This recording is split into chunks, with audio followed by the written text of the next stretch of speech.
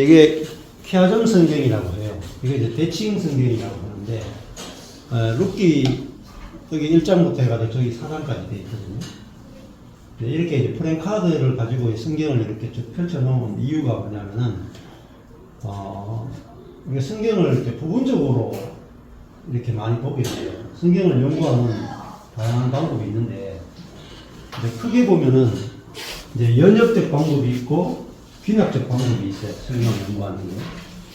연역적 방법이라고 하는 것은, 이제, 어떻게 보면 조직신학이라고 볼 수가 있는데, 성경을 전체 이제 교리를 가지고 보는 방법이 연역적 방법이라고 볼 수 있고, 귀납적 방법은, 성경을 이렇게 아주 작게, 나무로 보는 방법이 귀납적 방법이고, 숲으로 보는 방법이 연역적 방법인데, 이제 나무로 보는 걸 이제 성경신학이라고 그러고, 숲으로 보는 것을 이제 조직신학이라고 불러요.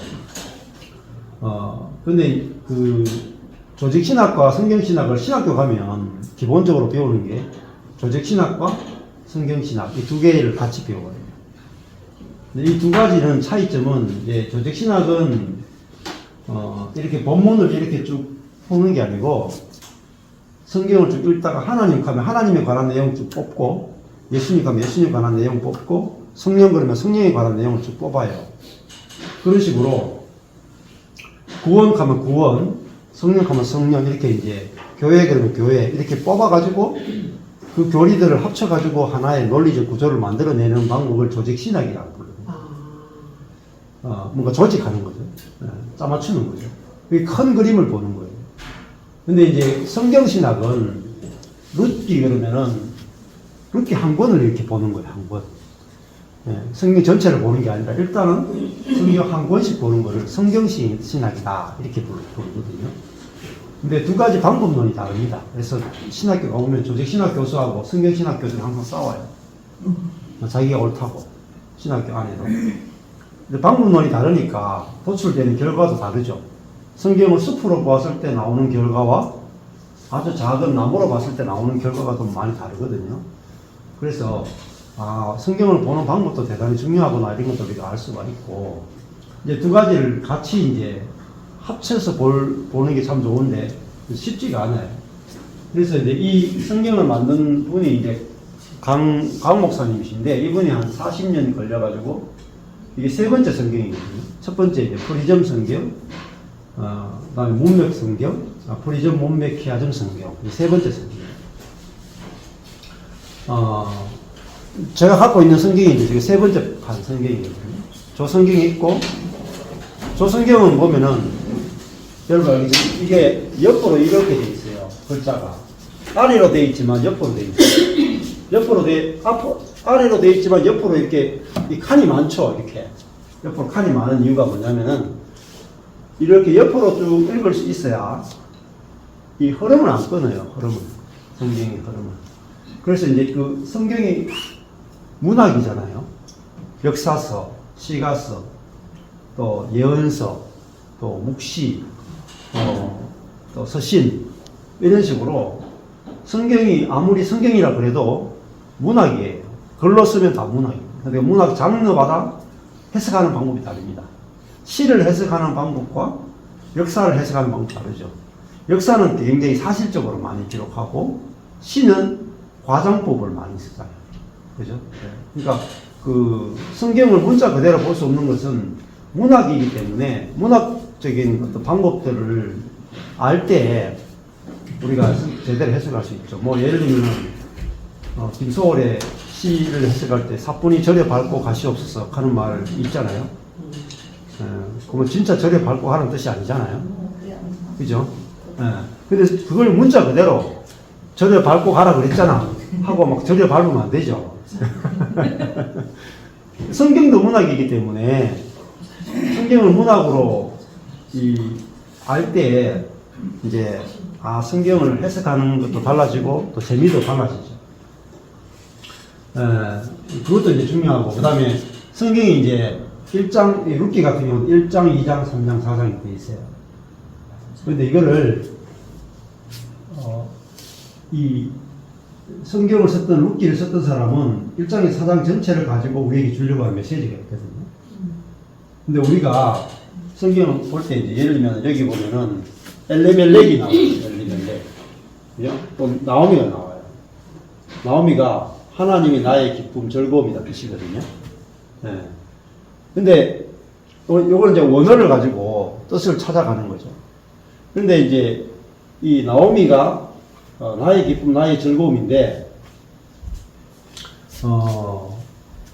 요 단어 하나 가지고 나오미에 대해서 막 이렇게 파고드는 것을 약간 나무를 본다고 말해요.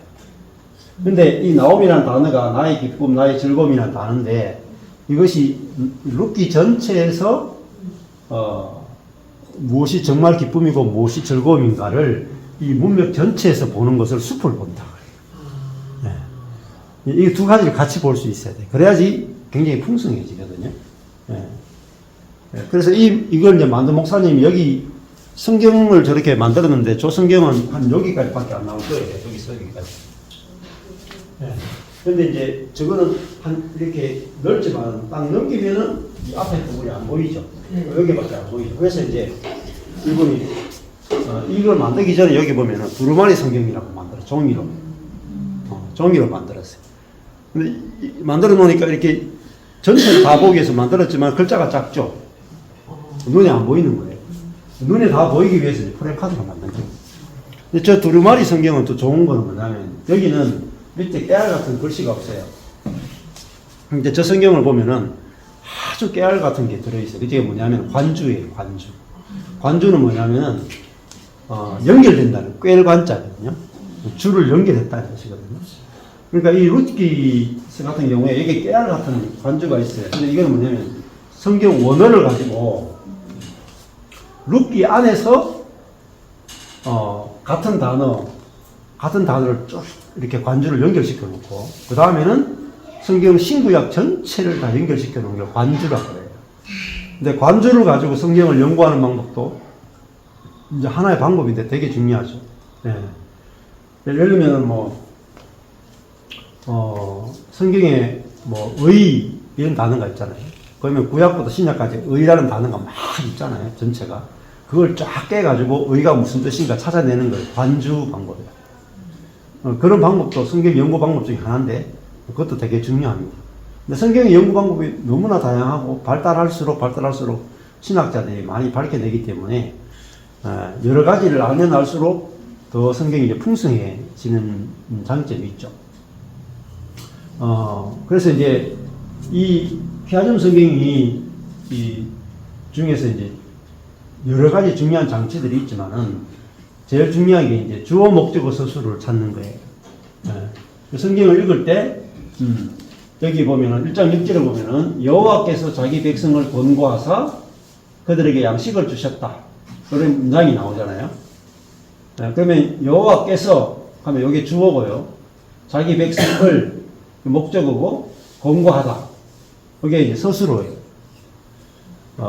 근데 우리는 이제 성경을 볼 때 이제 주어 목적어 서술어 전혀 생각하지 않고 읽어요.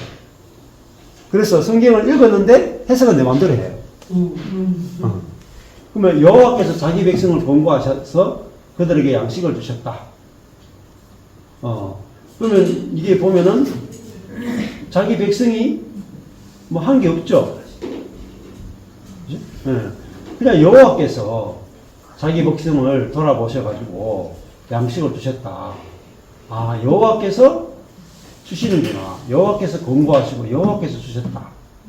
이렇게 되는 거죠. 그래서 주어 목적어 서술을 찾는 것만 해도 여러분 성경 읽기가 정말 180도 달라져요. 80도. 누가 하느냐. 예를 들면 이런 거죠. 내가 그리스도와 함께 십자가 못 박혀 죽었다.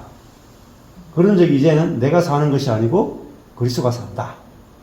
그러면 그리스도가 나를 통해 사는 거잖아요. 그죠? 주어가 뭐예요? 그리스도죠. 목적어가 뭐예요? 나를 통해서. 산다. 누가 살아요? 그리스도가, 주어가 살죠? 그리스도가 나를 통해 사니까 그리스도가 사는 거죠.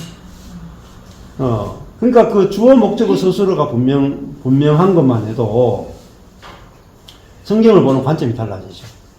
저도 그것 때문에 뒤집어졌거든요. 아, 내가 그리스도를 위해서 산다. 이렇게 많이 가르치죠. 내가 그리스도를 위해 살아야 된다. 그러면 주어가 나죠. 내가 그리스도가 목적어가 되죠. 그리스도를 위해 산다. 서술어죠. 네. 누가 살아요? 내가 사는 거죠. 네. 맞아 안 맞아요? 틀리죠? 맞아요. 성경에서 말하는 주어 목적어 서술과 뒤집어져 있는 거예요. 그럼 우리 인생이 뒤집어져 있단 말입니다. 그러니까 성경을 볼 때 이 기하점 성경에서 가장 중요한 것은 주어 목적어 서술이에요. 1번이 1번. 그 이 목사님이 주어 목적어 서술어가 성경을 연구할 때 가장 이분이 국문학과 출신. 가장 중요하다 해가지고 그거를 막 여기 주어 뒤에 붙은 거 보통 이제 여기 조금은 잘못되어 있는데 여기 요 색깔이 여기 파란색이 돼야 돼요. 잘못되어 있어요. 그들 이 주어거든요. 주어는 요게 앞 주어 그 다음에 여기 붙어 있는 주어에 붙어 있는 조사가 이가 여기 하늘색이 주어 앞에 있는 게 주어를 말해요. 소리를 하면 요게 파란 여기 초록색 있죠. 요게 목적어예요. 높여 할 때 빨간 검은색이죠. 이 서술이에요. 그들이 소리를 높이다. 주어 목적어 서술어. 그 서술에는 검은색, 목적어에는 초록색, 주어에는 하늘색 붙였거든요. 이게 주어 목적어 서술을 표현한 거예요. 이 짓을 66권 다 했다니까. 그러니까 어느 정도 미친지 알겠죠? 40년 동안 100억 들었어요. 집 다 날리고. 근데 이걸 주어 목적어 서술가 너무 중요해서 했는데 본인도 까먹어요. 주어 목적어 서술가 너무 중요하다고 이렇게 피를 토하면서 해놓고 까먹어. 누가 살아요? 내가 살을 거예요. 내가 살아. 그러니까 안타까운 거죠. 저도 이분한테 3년 정도를 배웠거든요. 근데 너무 귀하고 이 성경이 정말 세계 2000년 교회사 중에서 이런 성경이 없어요. 2000년 교회사 중에. 성경으로는 최고입니다. 최고. 모든 성경을 다 모아놔도 이 성경을 따라올 수가 없어요. 근데 이 이제 기하점 대칭 구조는 이 목사님이 만든 게 아니에요. 독일의 블링크라는 그 신학자가 있는데 그분이 신구약 전체를 대칭 구조로 이렇게 영어로 독일어로 만들어 놓은 게 있어요. 그거를 한국어로 또 다 번역했네. 다 번역해가지고 그걸 그대로 한 게 아니고 거기는 그냥 이렇게 A, B, C, D 이런 식으로 이렇게 써여 있어요. 66권이 다 써여져 있어요. 근데 그거를 그래프로 다 만든 거예요. 막대 그래프. 검은색, 빨간색, 파란색 이렇게 대칭 구조가 나가는 거예요. 이거를 머릿속으로 고민하고 생각해가지고 이 컴퓨터에 넣어가지고 이거 색깔을 다 집어넣고 다 만든 거예요. 미쳤죠? 이거 안 미치고는 이런 성경이 나올 수가 없어요. 근데 이 좋은 걸 만들어 놓고 이 성경 만드는데 5,000권 만들어 놓고 팔려 나갔는데 배운 사람들은 좀 있는데 쓰는 사람이 없어. 사장되는 거죠. 그래서 너무 사실은 안타깝죠. 너무너무 좋은 성경이고 2000년 교회사 중에 제가 보기에 최고 좋은 성경이에요. 근데 어떻게 보면 지금은 점을 써먹고 있어요. 점을. 근데 그거 가면 살 수 있어요? 그냥 사서 보게. 예. 이거 이제 뭐 또 중고라든지 가서 구입 사다가지고 사실 보면 좋은데 뭐 사는 건 좋은데 보셔야 돼요. 안 보면 아무 소용이 없어요. 그래서 사놓고 안 보는 분들이 많아요. 자, 그래서 제가 이제 그 복음을 경험하게 된 것은 딴 게 아니에요. 뭐 어떤 신비적인 경험이나 이런 거 전혀 없어요. 그냥 성경을 읽다가 성경이 주어 목적어가 뒤집어진 거예요. 주어 목적어가. 성경을 보는데 그전에는 내가 주어가 돼서 성경을 보고 적용거리를 찾아서 성경을 봤거든요. 그러다가 성경을 보는데 하나님이 주어로 보이고 내가 목적으로 보이는 거예요. 네. 성경의 주어는 누구냐면 하나님이에요. 아멘. 사람은 하나님 만드신 피조물이고 목적어예요. 그럼 누가 일하실까요? 하나님이 사람을 위해서 일하신다. 이게 성경의 가장 중요한 거예요. 아멘. 그리고 성경을 볼 때 우리는 뭘 발견해야 돼요? 하나님과 하나님이 하시는 일을 발견해요. 아멘. 주어. 그걸 가르쳐서 뭐라 복음이라고 해요. 그런데 사람이 무엇을 해야 될까요? 에 초점 맞추는 걸 율법이라고 해요. 근데 이거부터가 잡혀야 눈이 열려요. 뭐 성경을 뭐 영어나 원어나 뭐 많이 안다고 답이 있는 게 아니라 주어 목적어 서술만 뒤집어지면 그냥 한글 성경만 가지고도 다 뚫어져요. 자, 그래서 성경을 이제 보는 것들이 이제 중요한데, 오늘 뭐, 제가 그냥 맛만 일단 보여드릴 텐데, 이 성경을 보는 법을 배우면 제가 이 성경 딱 펴놓으면 준비 하나도 안 하고 할 수 있어요. 설교 준비 1도 필요 없어요. 그러면 요 눈에 보이는 그대로 짚어주면 돼요. 그래서 성경을 이제 제가 짧게 한번 설명드려 볼게요. 룻기가 있는데 사사들이 치리하던 때에 그 땅에 흉년이 들었다. 그 땅이 이제 가나안 땅이죠. 가나안 땅인데 사사들이 치리하던 때다 하는 것은 굉장히 암흑시기랍니다.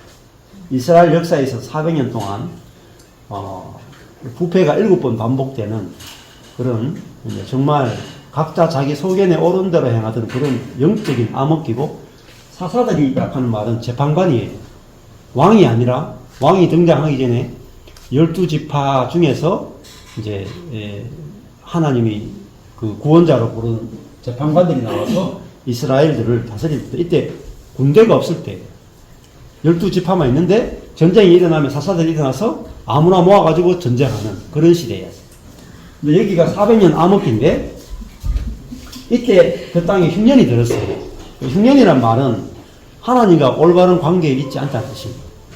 이 가나안 땅은 하나님이 통치하는 땅이죠. 아멘. 그래서 하나님과 올바른 관계를 맺으면 무조건 이른 비와 늦은 비가 정확하게 내려요. 이른 비가 내리면은 파종을 할 수 있고 늦은 비가 내리면은 추수할 수가 있어요. 근데 이 땅은 노력에 달린 땅이 아니고 하나님과의 관계에 달린 땅이라. 그게 가나안 땅의 특징이고, 그 가나안 땅이 뭐냐면 이 땅에 임한 하나님의 나라를 상징합니다. 아멘. 근데 우리 인생도 마찬가지예요.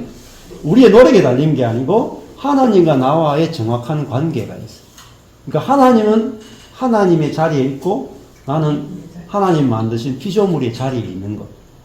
그 자리에 있게 되면 하나님과 정확하게 올바른 관계를 맺게 되면 이른 비가 내릴 때 이른 비가 내리고 늦은 비가 내릴 때 늦은 비가 내리고 아침마다 이슬이 내려요. 그러니까 우리 인생의 모든 것들이 정확하게 돌아가게 돼 있단 말이에요. 그래서 인생에서 많은 게 필요 없어요. 하나님과 내가 어떤 관계를 맺느냐. 그것만 알면은 시냇물과 나무와 같아요. 구약에서 제일 중요한 성경을 꼽아라 하면 그 중에 하나가 그냥 시편 1편. 시편이 하나님을 찬양하는 거잖아요. 그리고 이제 구약에서 시편이 굉장히 중요한데 예배고 찬양인데 시편 150편 가운데 제일 중요한 게 1편이에요. 복 있는 사람은 악인의 꾀를 쫓다 가다가 시냇가에 심은 나무가 시절을 쫓아 과실을 맺은 같이 그 잎사귀가 마르지 않는다.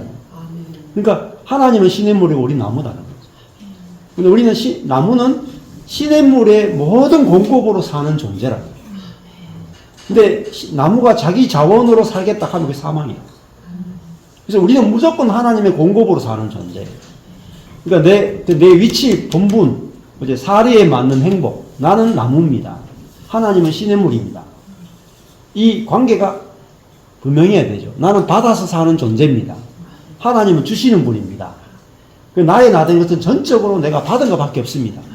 이게 하나님과 내가 올바른 관계예요. 근데 이 관계를 떠나죠. 우상 숭배하는 게 문제가 아니에요. 우상 숭배하는 건 아주 그냥 하찮은 거예요. 그건 눈에 보이죠. 우상 숭배하는 거는. 눈에 안 보이는 죄가 더 무서워요. 그게 뭐냐면은 내가 나무의 위치를 떠나는 게 그게 성경에서 말하는 숨겨진 죄예요. 숨겨진. 내가 하나님으로부터 건강이든 돈이든 자식이건 내 생명이건 모든 것을 시냇물로부터 공급받아 사는 존재가 우리잖아요. 그러나 공급받는 자의 위치를 떠나고 내 스스로 터질 웅덩이를 만든 것. 웅덩이를 만나면 내 지혜와 내 능력으로 내 인생을 모든 문제를 해결할 수 있다. 그거를 하나님을 떠났다 그래요. 그러니까 하나님을 떠나는 게 내 교회 안에 있어도 하나님 떠날 거예요. 목사하면서 한 떠날 수 있어요. 뭐냐면 나의 지혜와 나의 능력을 신뢰하는 게 뭐냐? 하나님 떠나는 거예요. 그래서 성경을 이제 전체적으로 우리가 보는 눈이 열려야 하나님과 올바른 관계가 딱 만들어집니다. 그래서 흉년이 들었다 하는 것은 결핍이다. 결핍. 왜 결핍이 안 되냐? 하나님과 올바른 관계에 있잖아요. 공급받으면 흉년이 들겠어요? 안 그래요? 하나님은 시냇물이 충분히 공급되는데 내가 결핍이 생기겠어요? 그러니까 우리가 마음이 염려가 많다, 괴롭다, 어렵다, 전부 다 뭐죠? 사랑, 평화, 인내, 자비가 공급되지 않는 상태라. 그러니까 인내가 공급되지 않으면 그런 거죠. 그래서 흉년이 들었어요. 근데 유다의 베들레헴에 있죠, 베들레헴. 베들레헴 가면 다윗이 태어난 동네죠. 그죠? 그리고 또 누가 태어나요? 그리스도가 태어난 동네죠. 그러니까 이 베들레헴 이야기가 나와요. 제일 끝에 가면, 다윗을 낳았더라 나오죠? 오벳은 이새를 낳았고, 이새는 다윗을 낳았더라.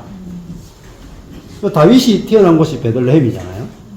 근데 여기 보면 베들레헴이 나와요. 그죠? 저걸 지금 이야기하고 싶어서 여기 베들레헴 나옵니다. 그러니까 이 베들레헴에서 다윗이 태어나는 이야기는 신약으로 오면은 베들레헴에서 예수가 태어나는 이야기가 같은 이야기예요. 그렇게 이렇게 크게 보면 전체가 이제 이 룻기 안에 굉장히 풍성하단 말입니다. 근데 한 사람이 그 아내를 그 아내와 두 아들을 데리고 모압 지방에 가서 우고했단 말이에요. 근데 하나님의 백성이잖아요. 근데 가나안 땅에 있어야 되죠. 하나님의 통치하는 땅에 있어야 되죠. 근데 자기 임의대로 아내와 두 아들을 데리고 모압 지방으로 간 거죠. 모압은 요단강 그 오른편 또 밑에 편에 모압이에요. 이방 땅이죠. 근데 이 사람이 이제 엘리멜렉인데 아내 나오미를 데리고 두 아들 말론과 기련을 데리고 갔어요. 말론은 병든이라는 뜻이고 기련은 쇠약한 뜻입니다. 이름을 지을 때 어떻게 이래 지었냐 몰라요. 아들 둘 이름 지을 때 한 놈은 병든 놈이고 하나는 쇠약한 놈으로 지었어. 예. 그래 이게 뭐예요? 이 엘리멜렉이 하나님은 나의 왕이시다죠? 이름이. 하나님은 이름도 자기 이름 부모님 잘 적용. 하나님은 나의 왕이시다. 근데, 이제, 자기가 왕이 된 거잖아요. 자, 이 흉년이 왔어요. 인생에 문제가 생겼어요. 그럼 우리가 문제가 생기면 딱 뭐 합니까? 내 지혜가 나오죠, 지혜. 이 문제를 내 지혜로 어떻게 해결할까 나오죠. 내 지혜를 딱 쓰면은 되는 쪽으로 가게 돼 있어요. 맞죠? 이 문제를 내가 생각하기에 가장 풀 수 있다. 확실하게 내 지혜를 가지고 문제를 풀 수 있다고 딱 했죠. 그게 뭐냐? 모압 지방으로 가면 문제가 해결돼. 왜? 여기는 흉년이 안 들었어. 너무 쉽죠, 문제. 인생의 문제 너무 쉽죠. 흉년 든 곳에 계속 있으면은 문제가 굉장히 복잡해지죠. 먹을 게 없죠. 근데 모압 지방에 가면 너무나 문제가 쉽게 해결되죠. 이렇게 쉽게 문제 해결 방법인데 안 가겠어요, 사람이? 내가 보기에 좋은 데로 가는 거죠. 그게 사사시기예요. 사사시기 왜 사사시기냐? 왜 암흑시기냐? 각자 자기 보기에 좋은 대로 행했더란 말이에요. 그래서 인생이 암흑이다. 그럼 뭐예요? 우리 인생의 가장 큰 문제는 뭐예요? 내 지혜를 신뢰하는 것이 암흑이에요. 그 문제는 뭐예요? 내가 문제예요, 내가. 내 얄팍한 요 지혜를 신뢰하는 것을 뭐라 그걸 원죄라고 해요. 참 깊이 있는 인간의 죄예요. 자기 지혜를 신뢰하는. 그래서 이게 하나님을 떠난 거예요. 우리가 하나님 떠났다 그러는데, 아, 나는 예수도 믿고, 하나님도 믿고, 성령도 믿고, 다 믿는데 내가 뭐 하나님 떠났습니까? 네. 떠났다니까요. 나의 지혜를 믿고 사는 게 하나님 떠난 거라니까요. 나의 능력을 믿고 사는 게 하나님 떠난 거예요. 네. 개념이 정확해야 돼요. 내가 아무리 우겨도 소용없어요. 자, 그래서 이 엘리멜렉이 아내인 나오미와 두 아들 말론과 기련을 데리고 모압 지방으로 가서 거기 우거하는 거, 자기 지혜로 인생의 문제, 흉년의 문제, 결핍의 문제를 해결하겠다 갔어요. 그 사람의 이름은 엘리멜렉이 아내인 나오미가 두 아들은 말론 기련입니다. 유다 베들레헴 에브라 사람이더라. 그들이 모압 지방에 들어가서 거기 유하더니 이제 아주 엄청난 문제들이 발생해요. 나오미의 남편 엘리멜렉이 갑자기 죽어요. 남편이 죽어요. 그 다음에 나오미와 그 두 아들이 남았는데, 예? 살려고 갔는데, 그죠? 살려고 갔지 않겠어요? 머리를 써서 갔잖아요. 근데 엘리멜렉이 자기가 죽을지 어떻게 알았어요? 흉년을 해결하러 갔는데 자기가 죽어버렸어요. 그래서 아내와 두 아들만 남았는데. 그럼 또 이제 우리 이렇게 해석한다고. 봐라. 하나님 말씀 안 듣고 갔으니까. 저주 받았잖아. 하나님 말씀 들어야 돼. 이렇게 바로 해석하면 안 돼요. 네. 이 전체를 가지고 보셔야 돼요. 전체를. 자, 하나님을 떠났으니까 떠난 것은 뭐죠? 이게 영적 죽음이다. 그런데 이 죽음이 당장은 하나님을 떠난 것이 당장은 저주가 됐죠. 근데 하나님은 결국은요, 이 하나님을 스스로 떠난 자기 지혜와 자기 능력을 신뢰해서 떠난 이것에 의해서 죽음이 왔지만 끝에 가면 하나님 결국은 뭐예요? 합력하여 선을 이루시죠. 저기 끝까지 가야 복음이 나와요. 요 부분에서 머물면 안 돼요. 그래서 제가 이게 프랭카드로 연결시킨 이유가 뭐냐면 요 부분만 보고 메시지를 찾아내면 안 된다. 그러면요 율법적이 되고 문제가 생깁니다. 근데 이렇게 처음에는 나오미 남편 엘리멜렉이 죽고 두 아들 남았는데 또 이제 엘리멜렉은 그 모압 지방으로 가는 꾀를 썼죠. 나오미는 옆에 붙어 있는 나오미는 또 자기 꾀를 써요. 자기 지혜를 써요. 그러니까 어떻게 하냐면 그들은 모압 여자 중에서 아내를 취했다. 말론과 기련. 나오미와 두 아들이 야 여기 살락하면은 모압에 왔으면은 살아남기 제일 좋은 방법이 뭐겠어요? 예? 결혼시키는 거예요. 그 동네 사람, 여자를 취해서 결혼하면 거기에 일족을 다 얻게 되고, 안전을 확보하게 되고, 생존하기 더 좋죠? 얼마나 확실한 방법입니까? 인간의 지혜가 얼마나 확실해요? 아니, 이렇게 확실한데 이거 안 하겠어요? 선악과가 이렇게 좋아 보이는데 안 먹겠어요? 선악과 좋아 보여 먹었다니까요. 내가 보기에 좋아 보여서 먹었다니까요. 그러니까 죽었다니까요. 한번 죽어봐야 안 먹어요.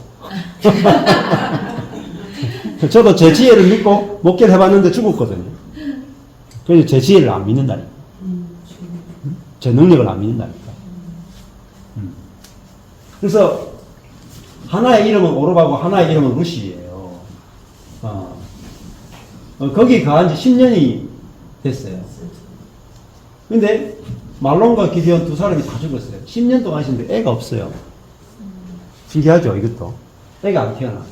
근데, 예, 이 며느리 둘을 얻었는데, 자기 아들 둘이 다 죽었고.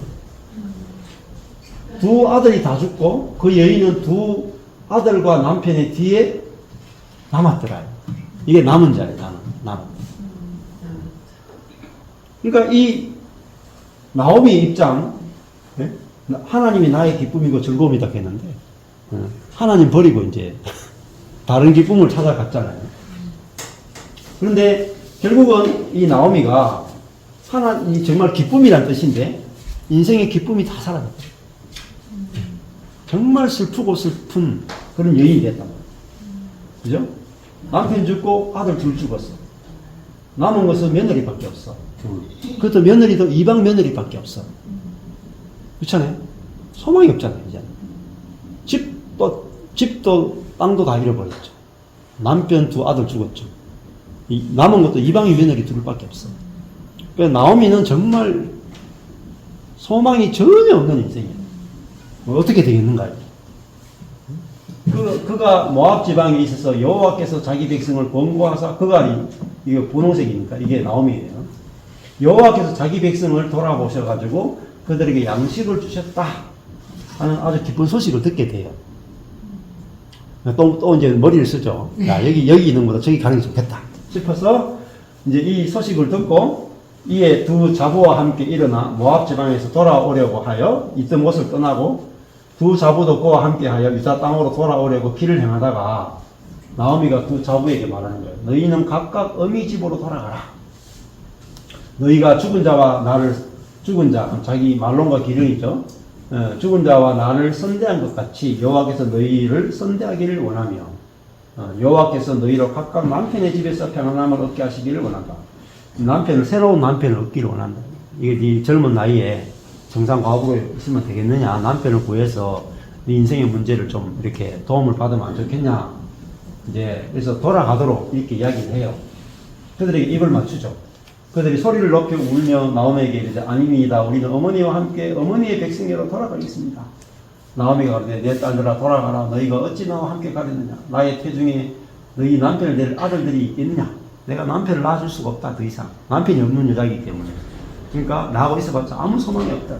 내 딸들아 돌이켜 너희 길로 가라. 나는 늙었으니 남편을 두지 못할지라. 가령 남편 둬가지고 이제 애 낳아가지고 남편 만들어 주려고 얼마나 되겠어요? 응? 그래서 가령 내가 소망이 있다고 말한다든지 오늘 밤에 남편을 둬서 아들들을 생산한다 하자. 너희가 어찌 그들이 자라기를 남편이 기다리기를 잘하겠느냐? 어찌 그것을 인하여 남편 되기를 멈추겠느냐? 내 딸들아 그렇지 아니하니라. 여호와의 손이 나를 치셨으므로 나는 너희로 인하여 더욱 마음이 아프다. 그러니까 나오면 여기 와서 이제 하나님의 손이 나를 이렇게 치셔서 아들과 두 아들과 남편까지 다 죽었구나. 내가 이 모압 이 베들레헴을 떠나서 모압 지방으로 온 것이 정말 죄구나 이렇게 이제 알게 되죠. 그래서 마음이 너무 아프다 이렇게 고백하는 거죠. 근데 하나님이 이렇게 만약 치셨다 이렇게 표현하지만은 근데 이 하나님의 이 파세의 손이 여기 파세에 끝나는 게 아니라 그들이 소리를 높여 다시 울더니 오르바는 그 시모에게 입맞추되 룻은 그를 쫓았더라. 오르바는 나오미와 입맞추고 돌아가죠. 룻은 끝까지 따라와요. 예. 오르바는 목덜미 등이라는 뜻이고 이제 그 룻은 친구, 현숙한 여인이라는 뜻입니다. 근데 왜 돌아갔을까요? 오르바는? 네. 룻은 왜 시어머니를 따랐겠어요? 그 오르바는 꾀가 있죠. 따라가는 것보다 여기 있는 게 낫겠다. 그죠? 네? 시어머니 따라가는 것보다 여기서 우리 같은 모압에서 내 동족 가운데 남편을 얻으면 내 인생이 얼마나 쉽게 해결되겠느냐. 그죠? 아주 꾀가 있어요. 그리고 자기가 할 수 있다는 자기 능력이라 신뢰가 있죠. 근데 룻은 왜 따라가겠어요? 나는 여기 있어도 가망 없고, 내가 내 꾀도 없고, 그러니까 나는 시어머니에게 붙어야 내가 살지. 나는 나의 능력과 나의 재능으로 살 수 없습니다. 그래서 룻은 시키가 시어머니를 따라가게 되는 거죠. 그러니까 오르바는 더 부유한 여자고 룻은 더 가난해요.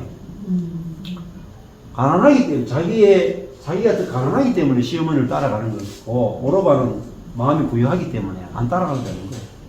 자기 인생 자기가 이렇게 개척하면 되는 거예요. 네. 근데 우리의 가난함이라는 게 되게 중요합니다. 하나님 우리를 가난케 하신 것은 주님의 우리가 지혜가 부족하고 능력이 부족한 것은 그래야 주님을 쫓아갔거든요. 그래서 룻이 그 가난 때문에 이제 시어머니를 따라가는 거죠. 나오미가 또 가로되 보라 이 동생은 그 백성은 그 신에게로 돌아가니 백성만이 아니라 그 신에게로 돌아갔다. 너도 동생을 따라 돌아가라 하니까 룻이 나로 어머니를 떠나며 어머니를 따르지 말고 돌아가라. 강권하지 마옵소서. 어머니께서 가시는 곳에 나도 가고 어머니께 익숙하신 곳에 나도 익숙하겠네. 진짜 가난하면요 독립을 할 수 없어요. 요즘은 캥거루족 그런 말 하죠. 네? 자식들이 집에 어머니 품속을 안 떠난단 말이에요. 네? 세상 나가보니까 힘든 거 알거든요. 이제 지금 돈 있는 부모 밑에서 이제 안 떠나죠. 마찬가지입니다. 우리가 뭐, 내가 막 하나님을 붙들어야지, 기도하면서 내가 주님 안 떠나야지, 신앙 지켜야지. 그걸로 잘 못 지켜집니다. 그냥 내 자신이 아무 능력 없고 아무 지혜 없는 존재라는 사실을 알면 저절로 하나님 떠날 수가 없어요. 하나님께 딱 붙어 있게 된다. 어머니의 백성이 나의 백성이 되고 어머니 하나님이 나의 하나님이 되시리니 어머니 죽으시는 곳에서 나도 죽어 거기 장사될 것이다. 아니면 예수와 함께 죽고 예수와 함께 사는 것과 똑같아요. 완전히 하나가 돼요. 진짜 좋은 목사, 진짜 좋은 성도는 어떤 성도냐면 가난한 목사와 가난한 성도예요. 그 성도가 나는 목사님 없이는 뭐 내가 어떻게 살겠습니까? 내가 목사님 은혜로 살죠. 목사도 아이고 내 성도 많은데 네 없어도 돼 이러면 안 돼. 나 성도 없이 나는 목사 뭐 합니다. 가난한 목사와 가난한 성도가 만나야 이게 찰떡궁합이 되는데. 그러니까 이게 나오미하고 룻이 찰떡궁합이잖아요. 남편과 아내도 마찬가지잖아요. 남편과 아내도 나는 당신 없이 내가 내 능력과 내 지혜로 못 삽니다. 서로가 이렇게 고백하면 정말 찰떡궁합 아니겠어요? 그래서 이 나오미와 룻이 완전히 하나가 되어 있죠. 만일 내가 죽는 일 외에 어머니와 떠나면 여호와께서 내게 벌을 내리시고 더 내리시길 원합니다. 이만큼 룻은 정말 마음이 가난해서 어머니를 따라가기를 원했죠. 나오미가 근데 어머니 따라가면 사실은 모압 자기 동족을 떠나가지고 또 이민 가야 되잖아요. 자기 나라보다 더 못 사는 나라 가잖아요. 얼마나 더 힘들겠어요. 이때 이제 사사기 때 가나안 땅에 항상 전쟁이 있었거든요. 근데 모압 땅은 전쟁이 없어요. 그런 땅으로 따라가는 이유가 룻은 너무너무 인생이 가난한 거예요. 젊어서 남편 잃었잖아요. 시아버지도 일찍 죽고, 남은 게 그냥 세 과부밖에 없어요. 옛날에 과부라고 생각해 보세요. 사회복지가 어디 있습니까? 여자가 직업이 어디 있겠어요? 완전 거지예요, 거지. 그러니까 하나님의 역사가 어디서 시작돼요? 이 모압 땅에 있는 새 거지, 새 과부, 하나님을 떠나서 쫄딱 망한 인생, 소망이 없는 인생. 거기가 뭐냐면 이 사사시대, 암흑시대에 최고로 빛나는 사람들이 룻과 보아스입니다. 그러니까 그 아들 예수님이 오실 때도 마구간에 말구유에 태어나시죠. 그렇잖아요. 가장 주목받을 수 없는 가장 비천한 출생이잖아요. 말구유에 태어난 사람이 무슨 앞으로 크게 될 거라는 게 뭐 있겠어요?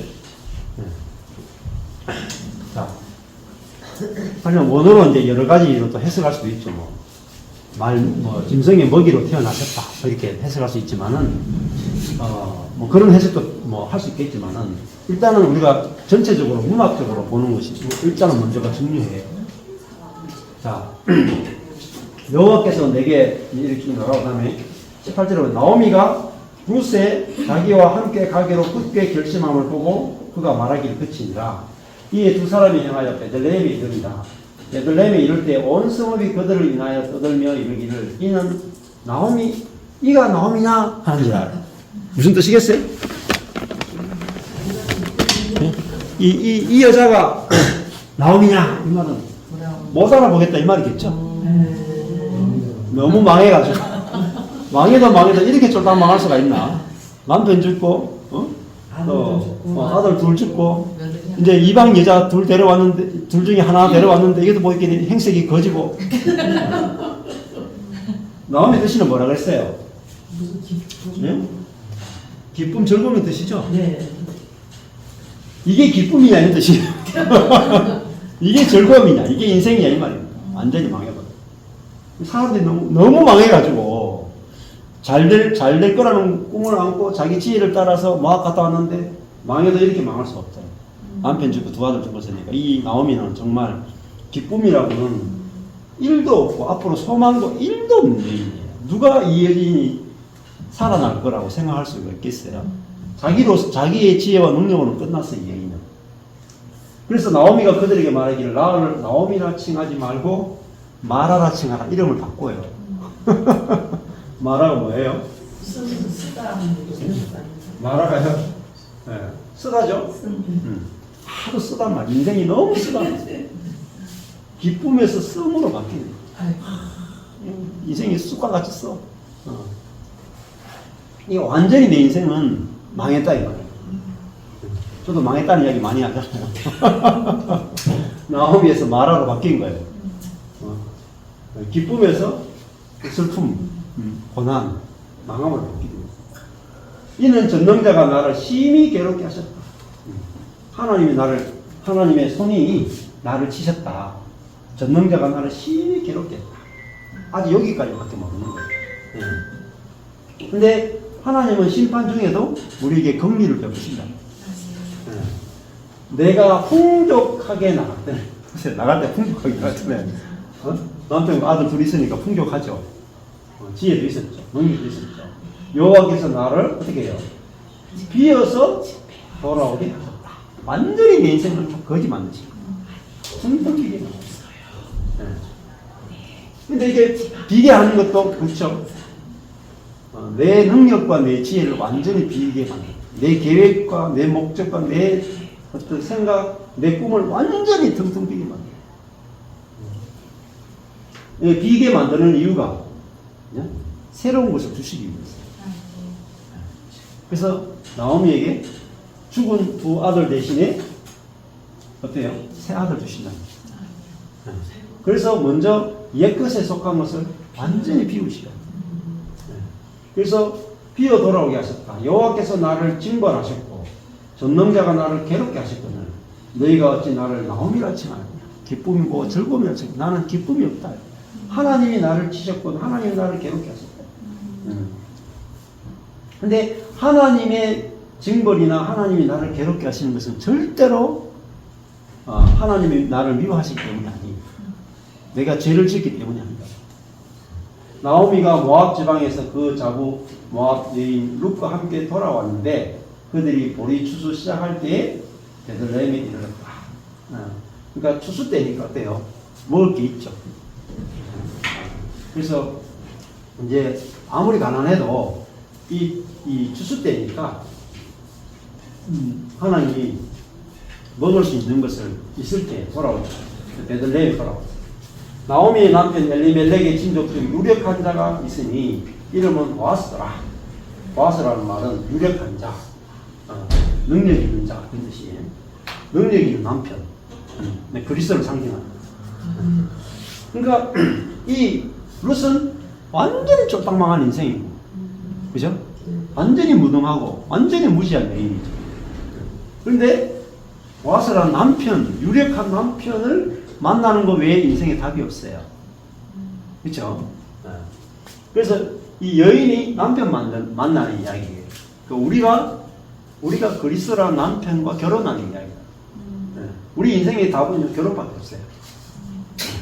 남편 잘 만나는 것밖에 없어. 내 자신의 능력을 키우거나 내 자신의 지혜를 키우거나 나를 바꾸는 데 있지 않고 남편 잘 만나는 데 있어요. 그래서 은혜를 있는 게 있잖아요. 남편의 모든 것이 아내의 것이 되니까 남편만 잘 만나면 되죠. 모압 여인 룻이 나오미에게 이르되 나로 밭에 가게 하소서.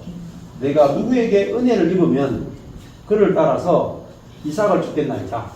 이 룻이 시어머니에게 할 수 있는 게 밭에 나가서 이삭 죽기밖에 못하죠. 이삭. 남들이 추수하고 떨어지는 거 있잖아요. 그거 줍는 것밖에 못해요. 근데 그것도 주인이 다 걷어가 버리면 없죠. 이 사사시대니까 원래는 율법을 보면은 주인이 추수하고 이삭은 못 죽게 돼 있어요. 율법을. 그런데 사람들이 율법을 지킵니까? 안 지켜. 이삭까지 싹 걷어간단 말이에요. 그래서 주님이 누구에게 은혜를 입지 않으면 이삭조차 죽을 수 없단 말이에요. 그래서 은혜를 입기 원한다 하고 나가는 거죠. 나오미가 그에게 내 따라 갈지어다 하네. 그러니까 이 이삭 외에는 먹을 게 없어요. 룻이 가서 베는 자를 따라 밭에서 이삭을 줍는데 우연히 엘리멜렉의 친족, 엘리멜렉이 뭐예요? 시아버지. 시아버지죠? 네. 시아버지의 친족 보아스에게 속한 밭이 있거든요. 우연히 이르렀죠? 우연히. 우연이 없다니까.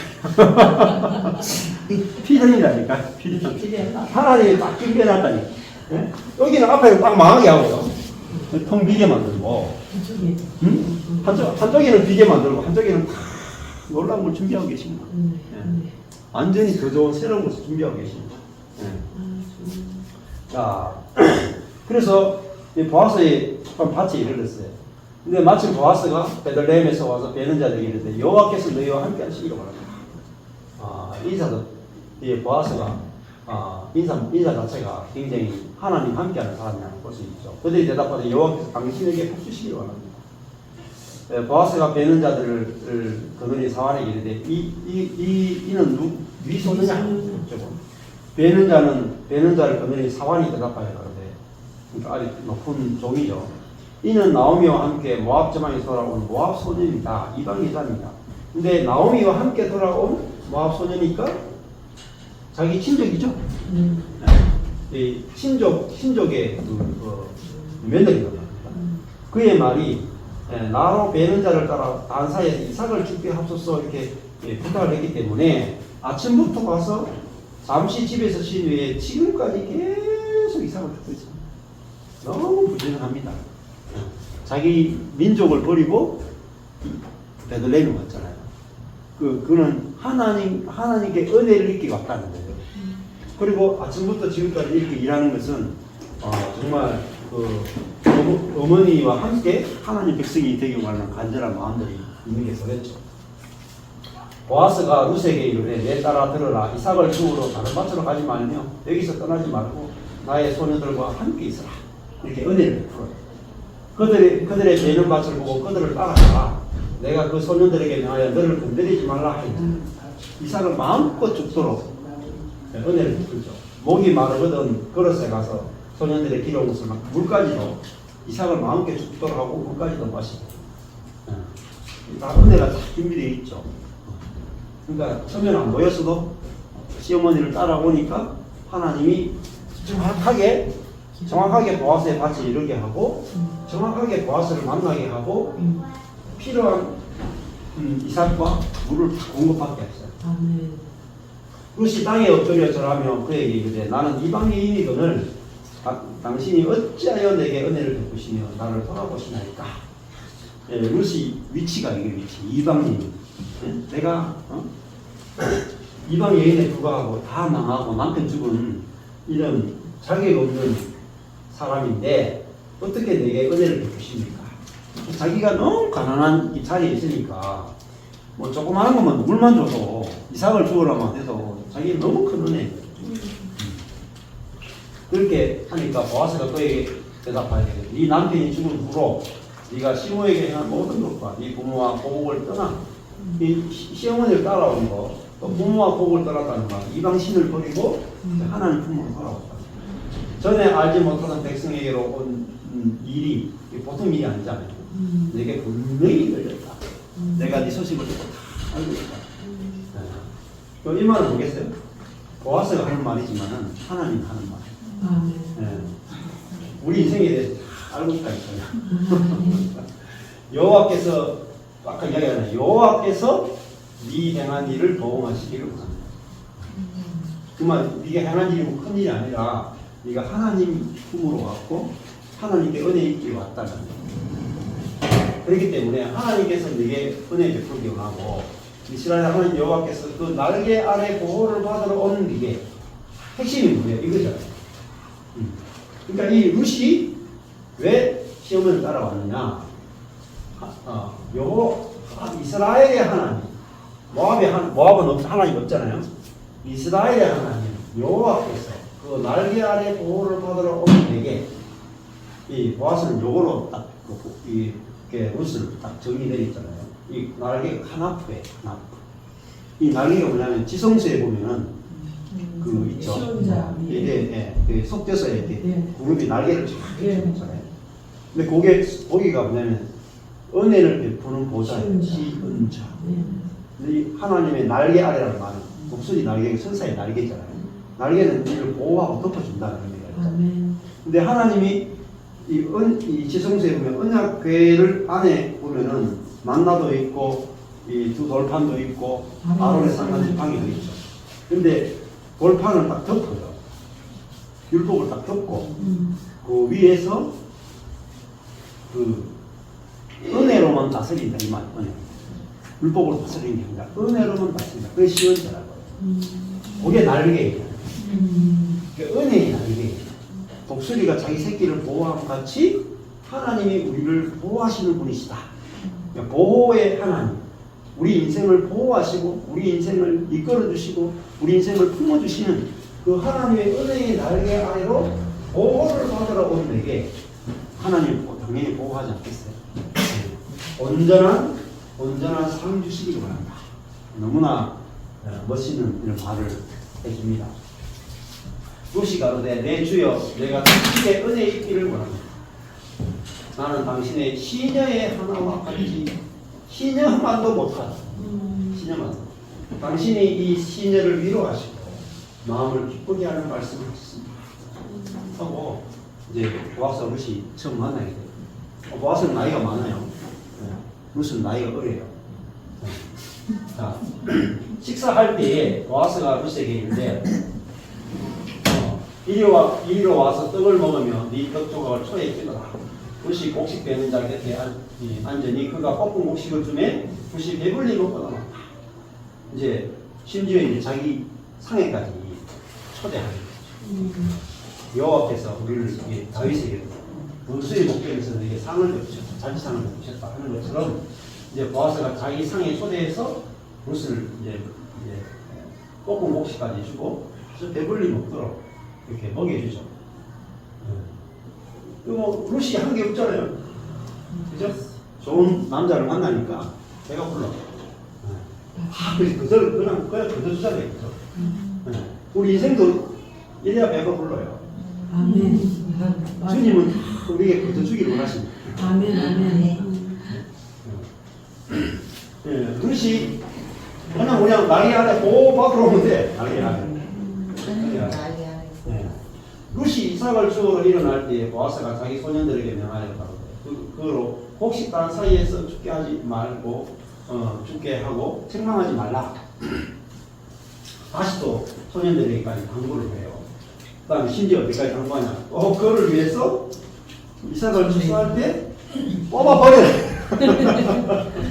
조금씩 뽑아버려서 그로 죽게 하고 절대로 걸리지 마라. 하나님께서 알아서 뽑아가지고 여러분이 주워 먹도록 하시는 그렇죠? 우리 뭐 여기 순전히 유승기 감독님 1년 동안 뭐 일 안 해도 이상 먹고 살았죠? 1년 동안 일 안 하는데도 뭐 돈은 좀 더 버는 것 같아요. 저도 하나도 돈 더 벌었어요. 진짜로. 제가 열심히 할 때보다 훨씬 더 하나님께서 이삭을 많이 주시죠. 왜 그러냐면 하나님의 특성이 그래요. 하나님은 자기의 능력과 자기의 영광을 나타내기를 원하시거든요. 우리를 통해서. 그래서 우리로 비교하신단 말이에요. 비했다는 말은 우리의 능력과 우리의 지혜가 끝난 자리잖아요. 그래서 이제는 하나님의 능력과 하나님의 지혜가 어떻게 나타나는지 보라 이 말씀. 여기도 보면 이제는 뭐가 나타나요? 이 롯은 둥둥 빈 여자인데 뭐가 나타나요? 보아스의 은혜, 보아스의 능력, 보아스의 지혜, 보아스의 어떠함이 롯의 삶을 다 채우고 완전히 넘치도록 채우고. 네. 그럼 가니까 뭐, 야 이거 이삭 주우러 갔는데 그냥 추사로 왔네. 너무 많아. 롯이 그러니까 누구를 만나냐에 따라 달라요, 인생이. 그래요. 장갑은 어떤 손을 만나냐에 따라 달라요. 루시 밭에서 저녁까지 죽고 너무 죽은 게 많아. 흘린 일이 너무 많네. 그래서 그 죽은 것을 떠니 우리가 한 네 같은데 너무 많아 지금. 그것을 가지고 성읍에 들어가서 시므에게 그 죽은 것을 보이고 그 배불리 먹고 남긴 것을 내어 시므에게 드리매 시므가 그에게 이르되 오늘 어디서 죽었느냐 어디서 일을 했느냐 너를 돌아본 자에게 복이 너무 많이 주었으니까 이런 사람이 있나 이 암흑시기 사사시대에 이런 사람이 있느냐 도저히 이런 사람이 이 암흑시기에 있을 수가 없다. 은혜가 풍성한 사람이 있을 수 없다. 근데 그 사람 만나야 돼. 하나님 여러분에게 사람을 만나게 하십니다. 아멘. 저도 여러분을 만납니다. 여러분도 저를 만났고, 그렇죠? 또 여러분과 여러분 스스로 만났죠. 우리 서로에게 다 보았고 서로에게 다 그러시다. 아멘. 그러니까 진짜 먹을 것이 없는 이 사사시기, 암흑시기에도 하나님은 7,000년을 숨겨주시고 서로 만나게 하고 그걸 또 배부르지. 자, 루시 누구에게서 일한 것을 시므에게 알게 하려고 하는데 오늘 일하게 한 사람의 이름이 보았습니다. 내가 보았습니다. 보았습니다. 유력한 분입니다. 나오미가 자매에게 이르되 여호와의 복이 그에게 있기를 원한다. 이렇게 잘하실 때 뭐 율법 안 했어요. 더 놀라운 것이 친족이라는 사실. 친족이라는 게 뭐겠어요? 이스라엘 고엘이라는 법이 고엘. 친족이 망하면 친족의 모든 것을 가까운 친족이 다 회복시켜줘야 될 법이 있어요.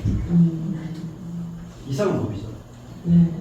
근데 이게 하나님이 만드신 율법이 뭐예요? 율법은 사실은 정죄하고 죽이는 게 아니에요.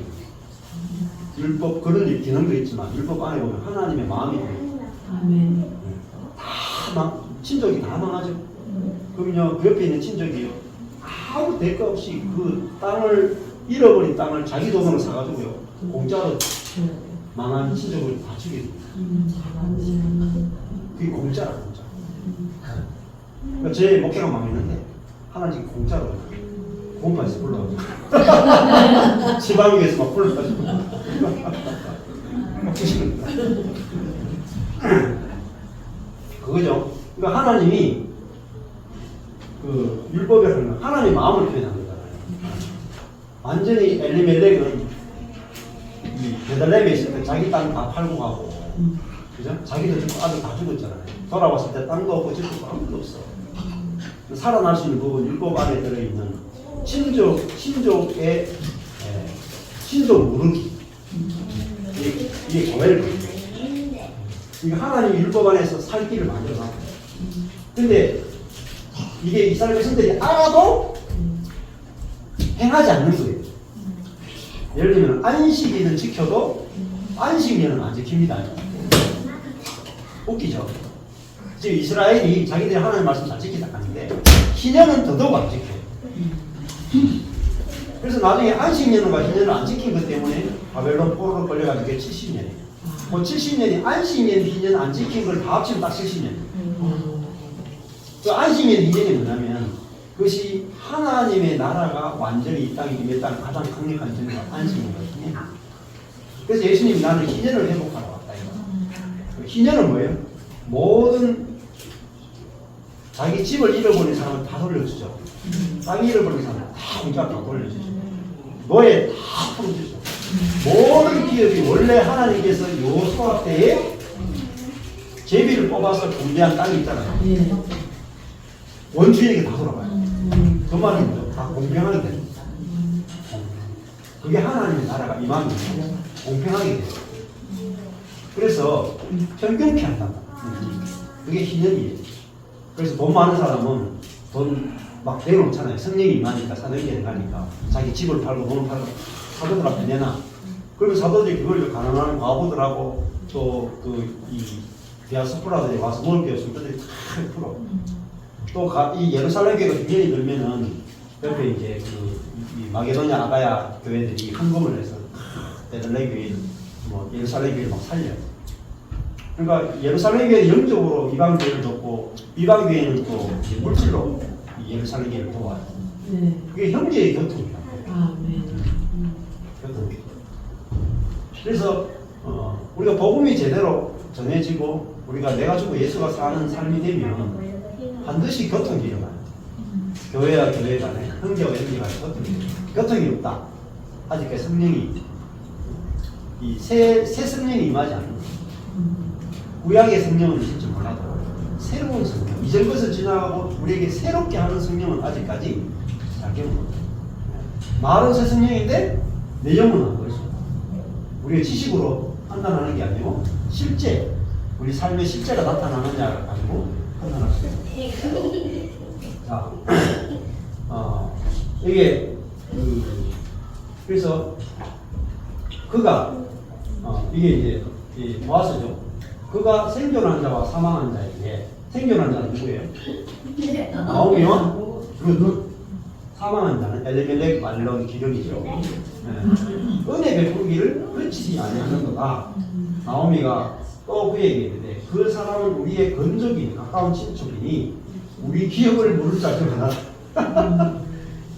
참 싸가지가 없어. 자기 다 망해놓고 우리 친척이 기업을 물려줄 거야. 이제 싸가지가 없어야 돼 우리가. 하나님 옆에 좀 뻔뻔해. 하나님이 이 율법을 주셔가지고 우리가 망했는데 우리가 살아날 길은 이것밖에 없어요. 그저 은혜로 우리가 잃어버린 땅과 모든 것을 회복시켜줄 이 건적인데 건적이 있어도 안 물어주면 끝이잖아요. 근데 기업을 물러줄 건적을 만나요. 그러니까 예수가 누구냐면 우리의 친족이야. 기업을 물어줄 가장 가까운 친족. 그게 예수라고. 아멘. 내 망한 인생을 완전히 다 회복시켜줄 그분이 누구냐? 예수라고. 아멘. 그러니까 남편 잃고 아들 둘 잃어도 다 회복됩니다. 완전히 저처럼 쫄딱 망해도 하나님이 그죠? 내 기업을 잃어버린 기업을 물어준다. 모압 여인 룻이 가로되 그가 내게 또 이르기를 내 주수를 모압 룻이 모아스가 뭐라고 말했냐면 내 주수를 마시기까지 너는 내 소년들에게 가까이 주님께 가까이 붙어 있으면 그렇게 나와요. 나오미가 자오무스에 이르되 내 딸아 너는 그 소년들과 함께 나가라. 사람을 만나지 아니하는 것은 물러오는 것을 외세하지. 샘이 솟는 것을 외세. 나대가면 뭘 볼까요? 이에 룻이 보아스의 소년들에게 가까이 있어서 보리추수와 밀추수를 마치기까지 이삭을 주우며 심어합니다. 보리추수부터 이제 밀추수까지가 이게 며칠이 걸리냐면 보리추수가 이제 6월절부터 무교절부터 시작해서 밀추수가 뭐냐면 오순절 50일이에요. 50일. 6월절부터 오순 그러니까 6월절이 뭐예요? 대신 죽음이죠. 오순절이 성령이 올 때까지죠. 그러니까 어디가 있어야 되냐면은 보리추수 6월절부터 어디가 있어야 되냐면은 밀추수 성령이 올 때까지 있어야 돼요. 그냥 우리는 그냥 6월절만 있고 성령을 안 받아. 성령으로 사는 삶을 가는 거다. 근데 여기까지 50일을 딱 붙어가지고 계속 이삭을 줬다. 근데 이 50일 동안 계속해서 풍족하게 공급이 됐다. 룻의 시모 나오미가 그에게 내 딸아 내가 너를 위하여 안식할 곳을 구하여 너를 복되게 하여야 하지 않겠느냐. 이제 드디어 나오미가 이제 저 꾀를 내는 거죠. 이제 두 개를 쓰는 겁니다. 내 딸아 너를 위해 안식할 곳이 뭐겠어요? 집이겠어요? 집이 아니고 남편이죠? 네. 안식할 곳. 남편이 오면은 뭐가 따라와요? 집이 따라와. 집이 따라오죠? 그러니까 우리가 안식할 곳은 그리스도라고. 아멘. 어제도 뭐 우리 김한우 전사님 모시고 그런 거 했잖아요.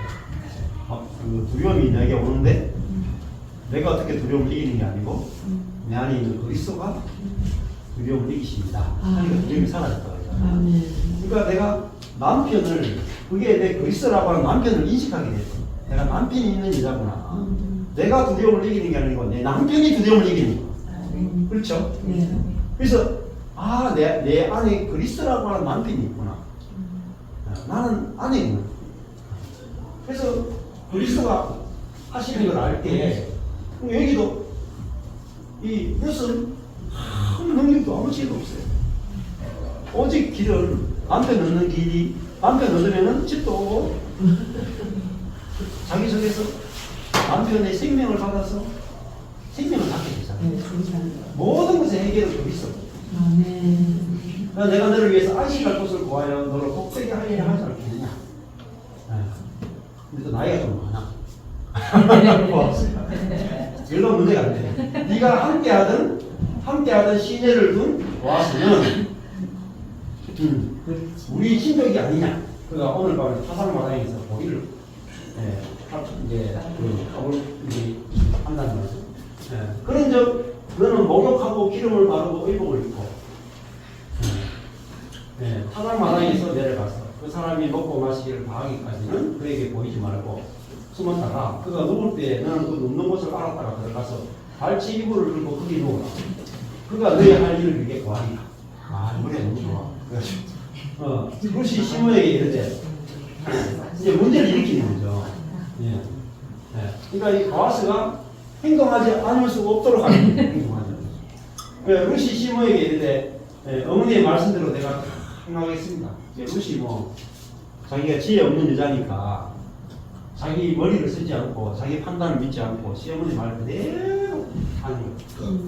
그가 타달마당으로 내려가서 시므의 명대로 다 하니라. 보아스가 먹고 마시고 마음이 즐거워서 가서 노적까지 곁에 눕는지라. 룻이 가만히 가서 그 발치 이불을 들고 거기 누웠어요. 뭐 눕고 가만히 있었죠. 아무것도 한 게 없어. 밤중에 그 사람이 얼마나 놀랐겠어요. 발밑에 여자가 있으니까.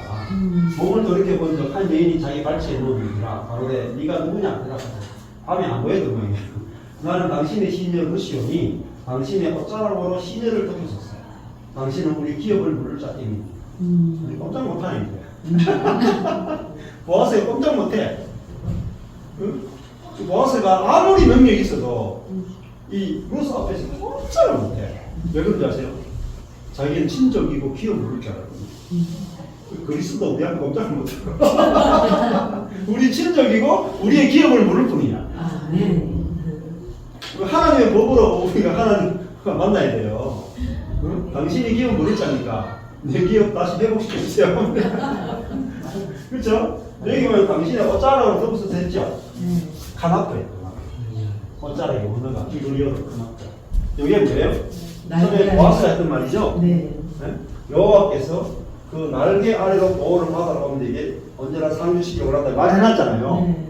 카나프 이야기했잖아요. 여호와의 날개 해놓으니까 다시 룻이 이걸 그대로 적는 거예요.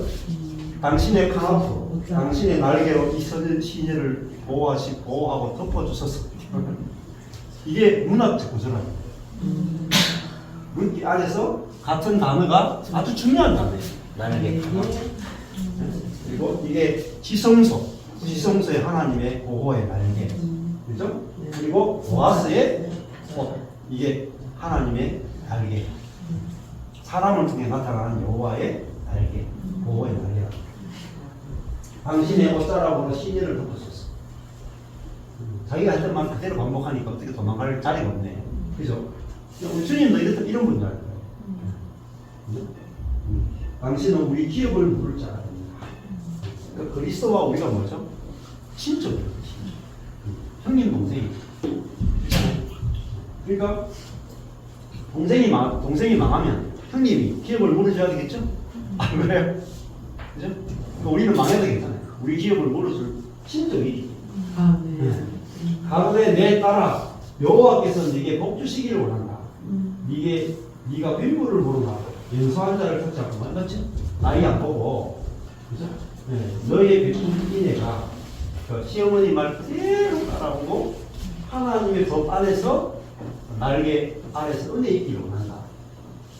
이게 너의 베푼 이내가 처음보다 나중이다. 와서 이 기업을 물어주려면 돈이 얼마나 많이 필요하지 않습니까? 엘리멜렉이 잃어버렸던 땅을요, 토지를 자기 돈으로 사가지고요, 이 땅을 그대로 엘리멜렉 이름으로 상속을 시켜줘요. 그러면 이 룻하고 결혼한 애를 낳잖아요. 누구 애가 된 줄 아세요? 엘리멜렉에게 낳아요. 이거 뭐 땅이건 애건 다 짓게 하나도 없어. 보아스는 다 친족 좋으라고 하는 거야. 그렇죠? 네. 이게 그리스도라고. 근데 성경은 나중에 보면요. 어떻게 되는지 아세요? 여기 보세요. 그렇게 되는지 보세요. 살몬은 보아스를 낳고, 네? 네. 보아스는 오벳을 낳죠. 네. 오벳은 이세를 낳고, 이세는 다윗을 낳죠. 족보가 맞아요, 틀려요? 맞아요. 원래는 이 족보가 이렇게 가면 안 돼요. 어떻게 그죠? 이 살몬은 보아스를 낳고, 보아스는 오벳을 낳은 적이 없죠. 왜? 엘리멜렉이 애를 낳았잖아. 아, 그러네. 맞죠? 네. 이게 중요한 거예요, 되게. 어. 보아스의 아들이 될 수 없어요, 오벳은. 그렇잖아요. 엘리멜렉의 기업을 물려줬잖아요. 그 룻을 통해서 태어나는 엘리멜렉의 아들이 되는 거예요. 그런데 여기는 분명히 보아스가 오벳을 낳는데 이 오벳이 룻을 통해서 오벳을 낳는데 보아스의 아들이 되는 거예요. 왜 그런 거예요? 이해가 안 그렇죠? 그래서 오벳을 낳고 오벳은 이세를 낳고 이세의 다윗은 이게 영적인 거라는 거예요. 그러니까 자기는 보아스는 뭐예요? 자기 아들이 안 되는 걸 알면서도 룻의 기업을 물어줬죠. 다 잃어버렸죠. 어떻게 보아스는 자기 돈으로 땅도 사가지고 엘리멜렉에게 주고 아들도 낳아가지고 엘리멜렉에게 아들을 다 줬는데 다 자기 거야. 맞죠? 이게 하나님 나라 원칙. 다 줬는데 다 자기 거야. 자기 아들이 아닌데 결국은 성경은 보아스의 아들이 됐어요. 그리고 그 계보를 뭐 왔어요? 다윗이. 그러니까 보아스가 다윗의 상이 됩니다. 버렸지만 잃어버렸지만 다 얻었단 말이에요. 그렇죠. 다 얻는 거예요. 자, 그러니까 내 따라 두려워 말라. 내가 내 말대로 네게 다 행하리라. 보세요. 예. 당신이 어쩌고 죽었어 하니까 보아스가 도망갈 자리가 없어요. 그래서 내가 네 말대로 네게 다 행하리라. 네가 현숙한 여자인 줄 나의 세월 백성이 다 안다. 이게 이제 뭐 정력이 끌어서 그런 게 아니고, 그죠? 이 하나님의 법을 알고 엘레멜렉 가문을 일으킬 수 있는 길이 이것밖에 없잖아. 뭐 정력이 끌은 여자면 뭐 젊은 남자 찾아러 갔지. 아예 이 나라로 오지도 않았겠죠. 근데 이 늙은 돈이 아무리 돈 있다고 해도 늙은 남자한테 왔잖아. 그 시어머니 말 타로 기업 물을 자로 찾아왔다. 은혜 얘기를 나의 성읍 백성이 다 안다. 참으로 나는 이 기업을 물을 자나. 내가 너의 기업을 물을 수 있지만 내보다 더 가까운 친족이 있다. 이 사람한테 물어봐야 돼. 이 밤에 여기서 머물라. 아침에 그가 기업 물을 자의 책임을 네게 이행하려 하면 그 사람이 물겠다 하면 모르겠지만은 그가 물을 자의 책임을 행하겠지만 만일 그가 기업 물을 자의 책임을 네게 행하지 안 하면 여호와의 사심을 명시하노니 내가 기업 물을 자의 책임을 네게 아멘. 엄청난 손해를 보는 거예요. 재산적으로. 엘레멜렉이 모든 땅을 다 사가지고 공짜로 다 줍니다. 아침까지 누울지가 있어요. 룻이 새벽까지 그 발치에 누웠다가 사람이 피차 알아보기 어려울 때 일어났으니 보아스의 말에 여인이 타작마당에 들어온 것을 사람이 알지 못하여야 할 것이다. 이제 모르겠는 거예요. 이거 알면은 이 가까운 친족이 야 누구 잠자리 같이 했잖아 하고 녹할 거 아니에요. 이걸 딱 모르겠는 거예요. 보아스가 네 옷을 가져다가 펴서 잡아라. 펴서 잡으니 보리를 6번 되어 룻에게 이어주고 성으로 돌아가. 여기까지 또 보너스까지. 16절에 룻이 시므에게 이르되 그가 가로되 내 따라 어떻게 되었느냐. 룻이 그 사람의 자기 경rat을 다 구하고 가되 그가 내게 이 보리를 6번 떼어주며 이르기를 네 손으로 네 시므에게 가지 말라 하니 이렇게 은혜가 풍성한 보았습니다. 이에 시므가 가로되 내 따라 이 사건이 어떻게 되는 것을 알기까지 가만히 앉아 있어라. 그 사람이 보세요. 가만히 앉아 있어라. 그 보아스가 오늘날 이 일을 성취하게 되는 시점이에요. 그리스도죠. 주님이 이 일을 성취하게 됩니다. 이 기업을 회복시키기까지는 쉬지 않고 일한다. 주님 일하십니다. 네. 보아스가 성문에 올라가서 거기 앉았더니 마치 보아스가 말하던 기업 물을 자가 지나가는지라.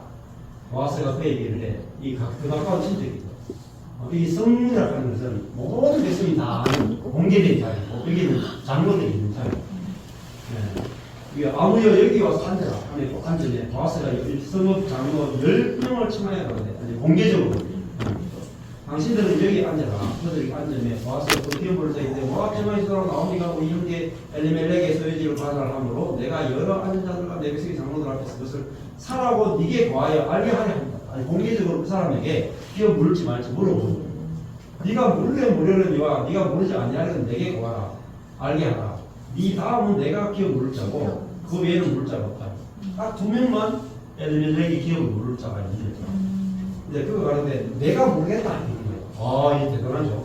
근데 보세요.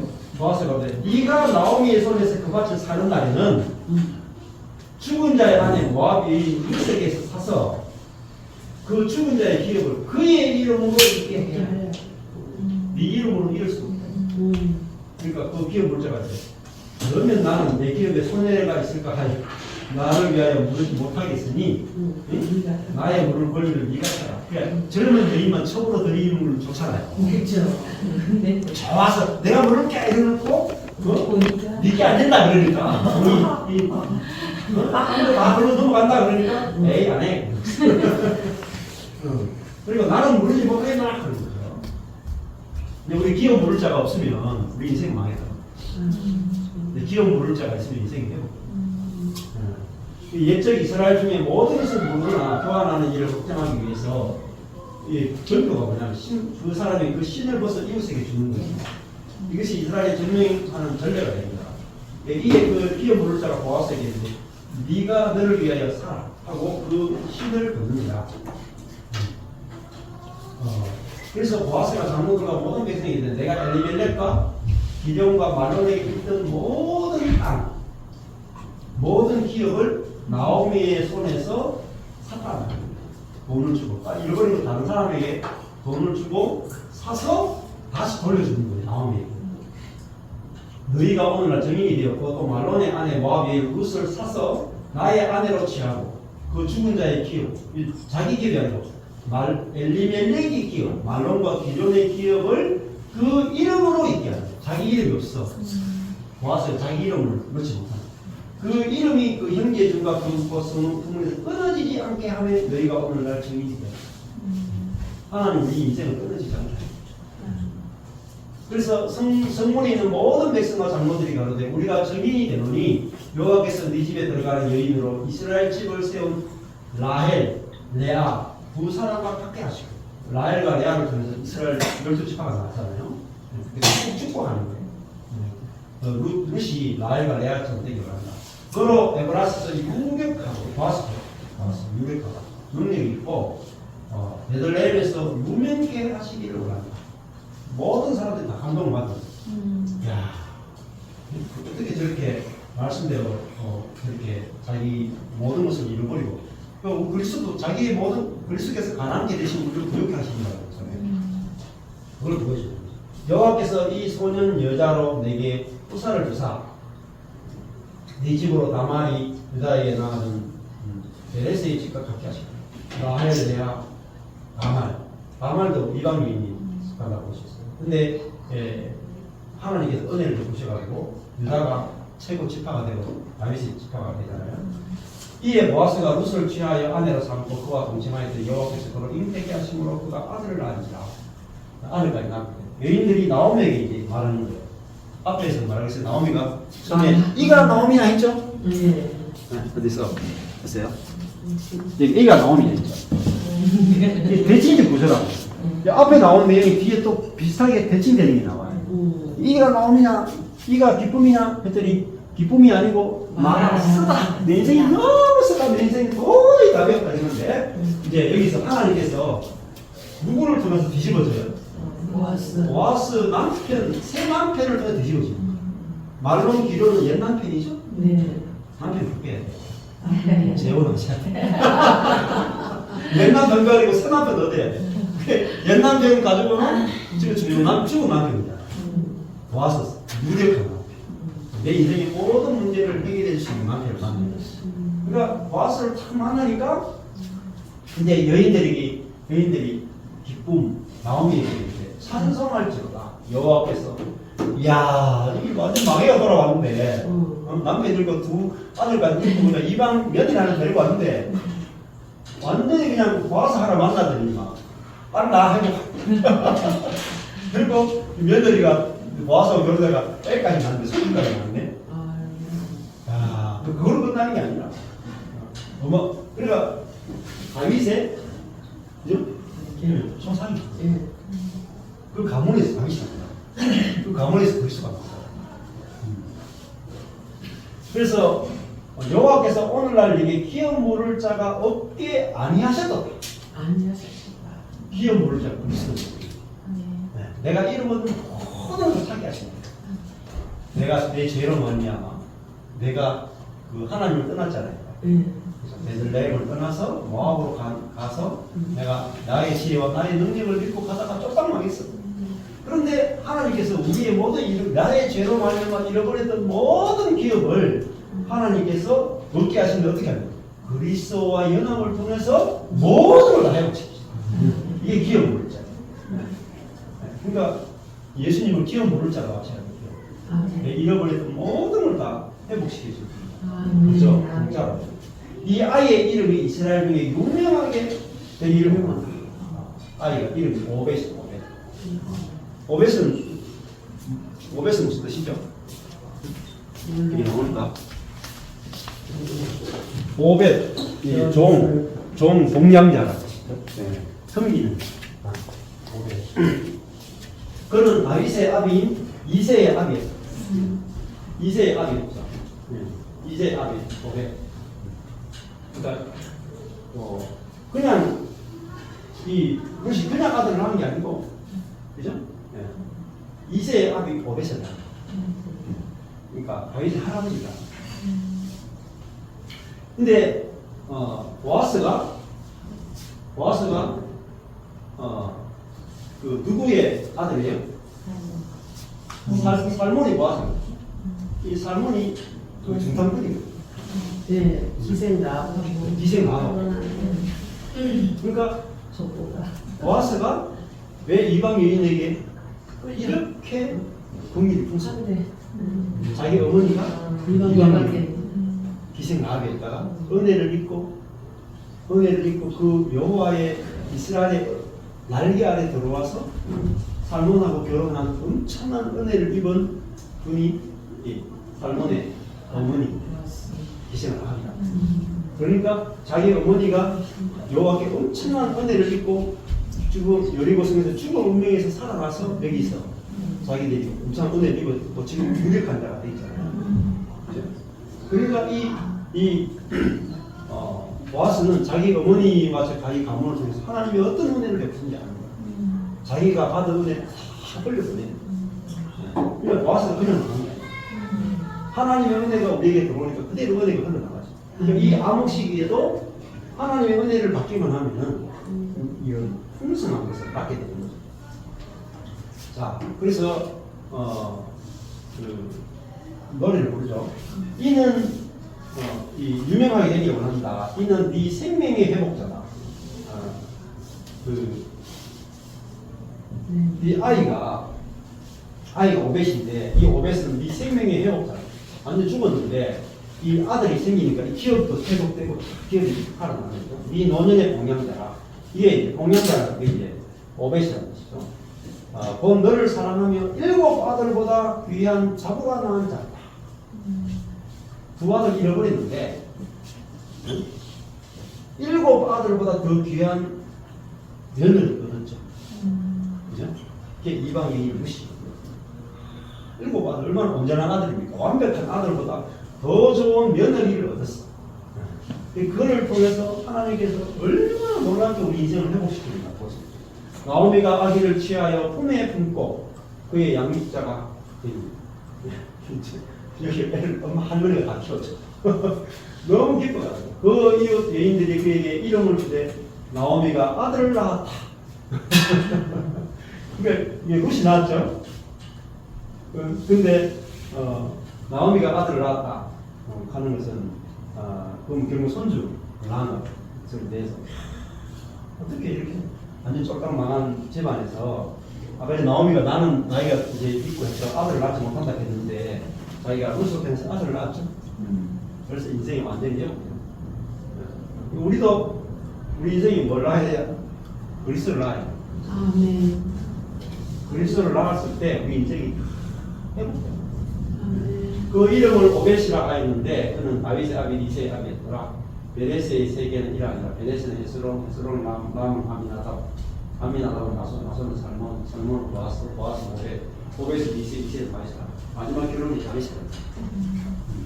그러니까 마지막에 다윗을 낳으면 끝나죠. 그러면 여기 처음으로 돌아와서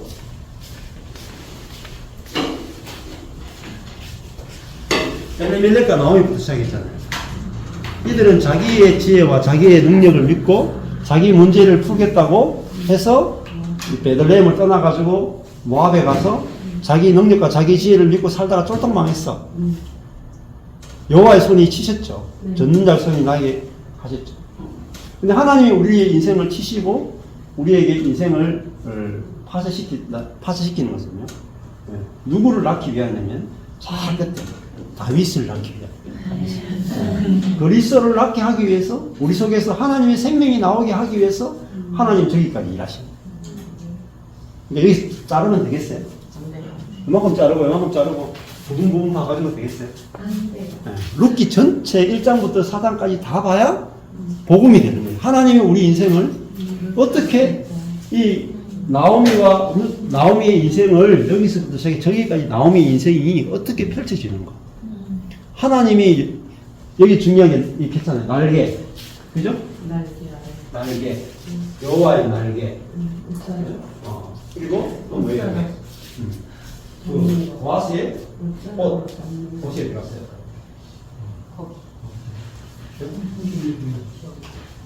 저기 이 아주 중요한 거예요. 신학자들이 룻기를 설명할 때 가장 중요하게 꼽는 단어가 날개예요. 가나퍼와 어쩌라 연결돼요. 여기서 여기까지. 이 날개가 이렇게. 그리고 이 날개는 뭐예요? 앞에 보면은 앞에 은혜. 이 은혜라는 단어와 은혜가 결국은 날개. 이렇게 연결이 돼요. 그래서 우리 인생을 반전은 여기서 최고의 반전 여기잖아요. 보아스가 등장해서 인생을 다 뒤집잖아요. 그죠? 내가 죽고 예수가 사는 삶이 우리 인생을 다 뒤집는다. 그러니까 이게 십자가의 복음이 남편 만나는 이야기예요. 그죠? 진짜 남편. 그것이 우리 인생에서 내 진짜 남편 누군가를 알게 되고 그 남편은 내 안에 진짜 생명 주는 남편이지 그리스도가 내 남편으로 와 있다 알면 내가 임신하게 돼. 그리고 그리스도를 생명을 낳는 삶을 살게 될 때 그때 그걸 통해서 뭐죠? 다윗을 통해서 하나님 나라가 이루어집니다. 그래서 룻기를 이렇게 아마 여러분 처음 이렇게 보셨을 거예요. 어떠세요? 재밌죠? 네. 재밌는 게 뭐죠? 나도 소망이 생기고 재밌으면서 내 인생이 뒤집어지겠다. 그렇죠? 네.